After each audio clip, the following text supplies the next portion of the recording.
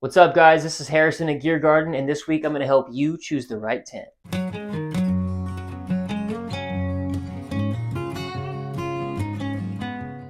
Thanks again for tuning in, guys. Again, my name is Harrison McCoy. The first category that I feel like you need to consider is what you're going to be using your tent for. Are you an overnight hiker or backpacker? Are you a 1 to 2, maybe the weekend warrior? Are you a through hiker, or are you just going for a couple of weeks? That really is going to depend on what you need the tent for. Granted, some people don't mind and they'll just buy the one tent that's good for all around trips in general, which is totally okay. But if you're somebody who's getting into backpacking and you want a little more guidance, I feel like it's really smart to dial in the kind of backpacking you're planning on doing first. Now that we have the type of trip that we're choosing, the next thing that's important to choose is how much money you're willing to spend. Because in this world of backpacking, especially ultralight backpacking, ultralight comes with ultra cost. And then also you can get things completely on the other side of the spectrum that cost little to nothing. It really depends on how much you want to spend. So I think that once you kind of dial in how committed you are to the sport and the activity of backpacking, that's going to really help you decide how much you're willing to invest. Because you can invest, honestly, you can go to Walmart if you really want to. Not saying you should, but if you need to and you can't afford it, they have $30 one person backpacking tents. Or you can go and pay up to, $1,500 to $2,000 for a one person backpacking tent. It's really going to decide on how much you're willing to invest and how much you really want to use it. Because again, if you're unsure that you want to be a backpacker or someone that wants to just camp a little bit, I would say maybe don't invest in the best thing for now and just get something that's good enough that will help you learn if you're going to commit to this or not. And do not be influenced by people that tell you you need to spend a ton of money on tents. Granted, I have a few expensive tents myself, but I've been doing this my whole life and it's something that I took my time to get to. You can use the same tent that you buy for maybe $150. It's a 1 or 2 person tent and do all the above. You could take it overnight, a week, through hiking, a few weeks, whatever you want to do. It doesn't matter. What it comes down to at first is preference, because you want to be comfortable out there and you want to have a good experience. You want to be able to set your tent up easily, especially if you've never done it before. The next thing I want to touch on is the size of the tent that you're going to be needing. I would say that most people in general start off with a 2 person tent. At least everyone that I know, 2 person tents generally have a lot more room, but at the same time, they're more of a glorified 1 person backpacking tent, especially if you're someone who likes to keep your backpack inside the tent and not just in the vestibule itself. It depends on how much space you truly need, though, because I will say that up until recently, I never have had a 1 person backpacking tent until not that long ago, and I fell in love with it because for the longest time, I really enjoyed having a lot of space in my tent, but it kind of felt like things didn't have as much purpose. Whereas when you have a 1 person tent, everything has a specific spot and you're going to know where everything is. You're not going to have all the tons of extra pockets that a 2 person tent would have, but everything has its place and there's nothing that goes unused. So once you decide on the type of trip, you need to decide on how big of a tent you need.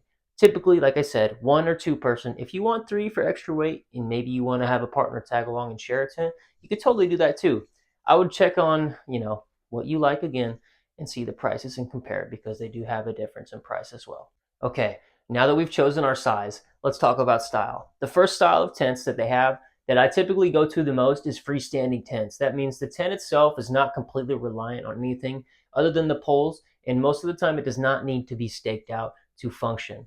Whereas you have a different kind of tent called a semi-freestanding tent, which requires the pole structure as well as being tied out with some stakes or a rock or tree.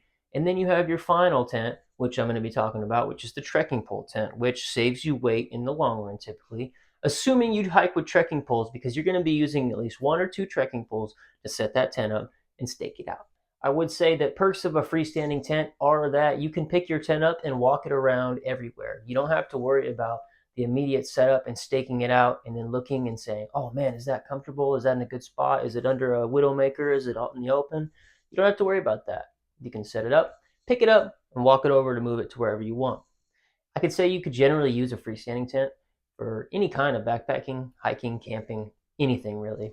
That's the biggest perks of it. Same with semi-freestanding. It really depends on, you can set that up and move it around too, but you do need to stake them out typically as well. So it's not that you can't do the same thing. It just requires a little more work. Trekking poles, on the other hand, typically majority trekking pole tents are used for through hiking, as well as just like people that are really into ultralight backpacking and want to save a lot of weight. So if you're really into that, that might be something that if you don't have one and you want to try one, there's a lot of good options for it and they're really light. One of the most controversial, if you will, things in backpacking or the ultralight community comes down to weight. And I feel like weight doesn't matter for somebody who's new in backpacking to a point. You shouldn't bring a 10-pound backpacking tent on the trail, but hey, if that's all you have and you're out there doing it, good on you. That's all that really matters, is that you're out there doing it. Weight does tend to matter if you are really focused on getting high mileage with very high efficiency. The less you have on your back, obviously, the more you're going to be able to do. And typically the more you have, you still can do that as well. Your heart rate might be up a little more and you might be a little more tired at the end of the day. But weight doesn't matter to the new guy as much as it does to somebody else that's been doing it forever, because what it comes down to is finding your style and finding out what you like.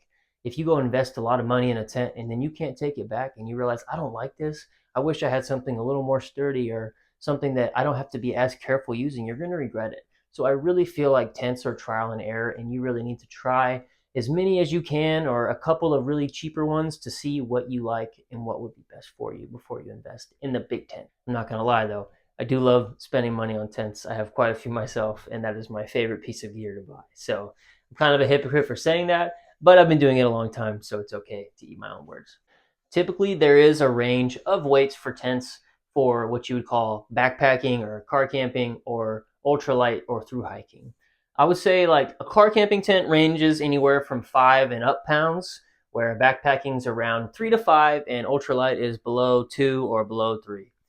Those are like the primary examples of tents. Obviously, you can get an ultralight tent that's like 2.5 or 3 pounds, or you can get a backpacking tent that's 5 pounds.